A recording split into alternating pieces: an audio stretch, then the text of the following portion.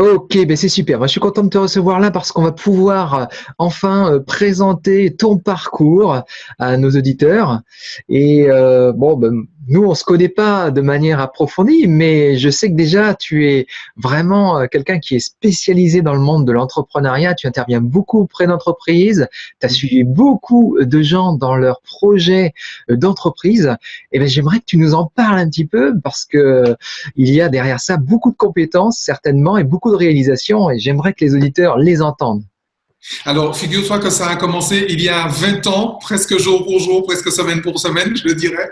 En tout cas, effectivement, ça fait 20 ans que j'accompagne des créateurs d'entreprises, des repreneurs d'entreprises et aussi des personnes en situation de repositionnement professionnel. J'ai beaucoup accompagné des personnes qui passent du salariat à l'entrepreneuriat. Ça a commencé effectivement il y a 20 ans dans plusieurs positions, c'est-à-dire que j'ai été conseiller au Pôle emploi, figure-toi, D'accord. pendant 17 ans. Mhm. Ça fait du temps. Ah oui. Et effectivement, j'ai accompagné des créateurs et repreneurs d'entreprises de tous âges, hein. Tant des jeunes qui sortaient vraiment ce qu'on appelle les primo-arrivants sur le marché du travail, que des personnes qui, effectivement, même en fin de carrière, se mettaient à monter des entreprises, et en tout cas des structures, que ce soit des structures associatives, des structures commerciales, des structures collaboratives, et de toute taille, effectivement. Donc, j'ai énormément accompagné des personnes sur l'aspect, bien sûr, administratif, Mhm. sur l'aspect commercial et marketing, parce qu'au départ, je viens du marketing. Je suis de formation marketing à la base D'accord. et commercial. Donc, j'ai énormément accompagné les personnes à ce niveau-là. Au niveau communication également. Et chemin faisant, maintenant je ne suis plus je ne suis plus salarié, je ne suis plus. J'ai moi-même aussi fait ce switch, hein, Eh oui. passer de salarié à entrepreneur. Depuis Donc combien de temps d'ailleurs? ça fait 4 ans cette année. Ah, 4 ans. D'accord, super. 4 ans cette année. Sachant que, quand je dis que ça fait 4 ans cette année, ça fait 4 ans que je suis uniquement entrepreneur. Oui.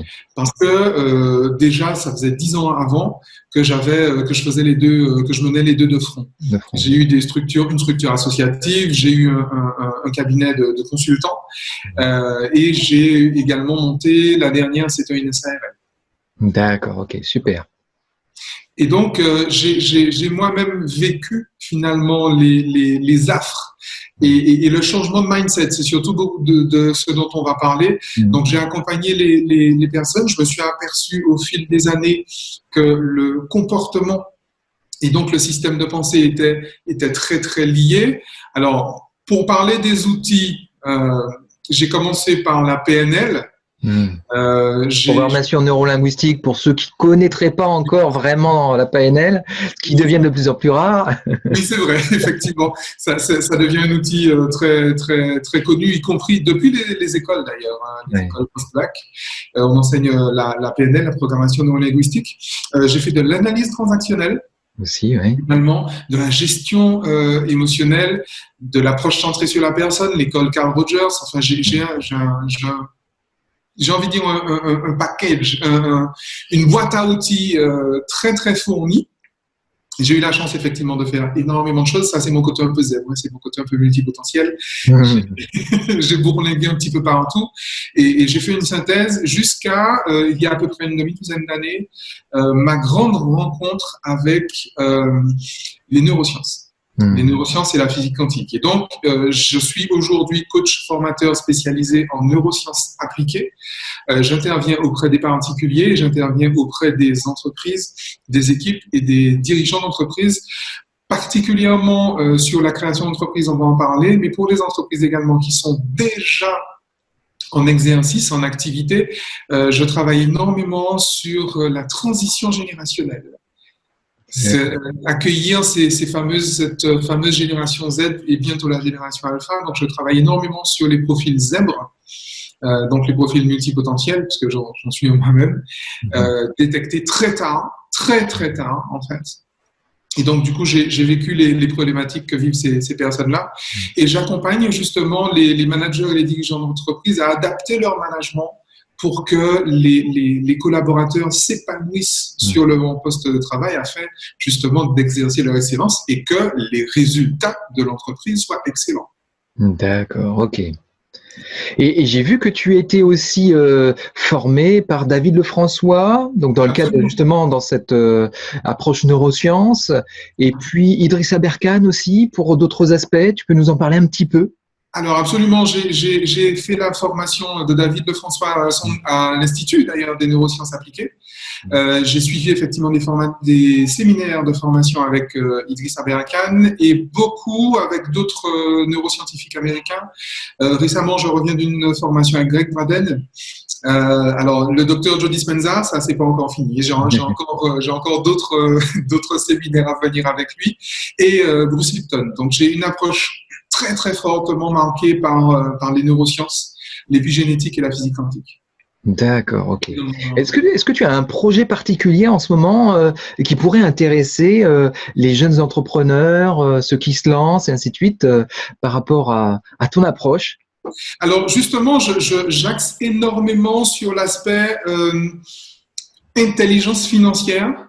Et quand je parle intelligence, je parle vraiment cognition finalement, cognition financière. Alors, il y a un cycle alors c'est pas des conférences puisque ce sont des séminaires de 2 jours. Ça c'est en cours. Il y a énormément d'interventions prévues à partir de cette année justement sur la transition générationnelle. Je crois que c'est ce qui va énormément m'occuper en fait cette année. Accompagner les managers dans la transition générationnelle des équipes, mais aussi du management, puisqu'en fait, il y a un gros choc qui se prépare pour 2022. Il y a plein d'éléments qui font qu'en 2022, il y aura des soubresauts démographiques qui vont très, très fortement impacter le tissu économique et donc toutes les entreprises. On aura, par exemple, une chute vertigineuse de la moyenne d'âge de la plupart des entreprises européennes et particulièrement françaises. Et puis, la neuroergonomie, justement, tu parlais d'Idrissa Berkane, je me suis énormément penché sur la question grâce à ses travaux, merci à lui. La neuroergonomie, justement, des jeunes générations et comment adapter le management. Je pense que cette année sera énormément axée autour de ça. 2 grands axes, la transition générationnelle et l'intelligence financière. D'accord, ok. Bon, bah écoute, je pense qu'on a fait le tour des principaux points en si peu de temps que tu pouvais présenter. Est-ce que tu veux rajouter un élément auquel on n'aurait pas pensé et qui serait important quand même de connaître pour être mieux connecté avec toi par rapport au sujet, notamment de l'intelligence financière que tu vas aborder dans ton intervention dans le sommet? Alors, mon leitmotiv, c'est vraiment que l'expérience de vie que nous vivons, qu'on soit entrepreneur ou pas d'ailleurs, est l'exacte manifestation du système de croyance qui est fiché, j'ai envie de dire, dans notre cerveau. Or, il se trouve que 95% de nos croyances sont inconscientes.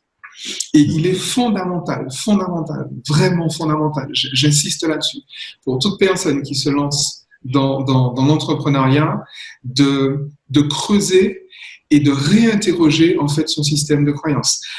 Comme je dis, créer une entreprise, ce n'est pas quelque chose que l'on fait, c'est quelqu'un que l'on devient.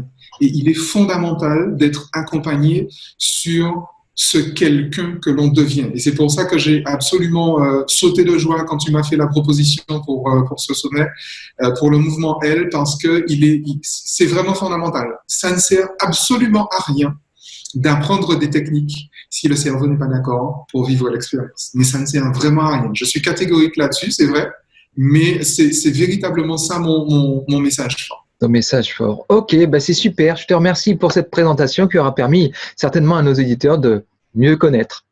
Merci Yvan. À bientôt Roméo. Bientôt.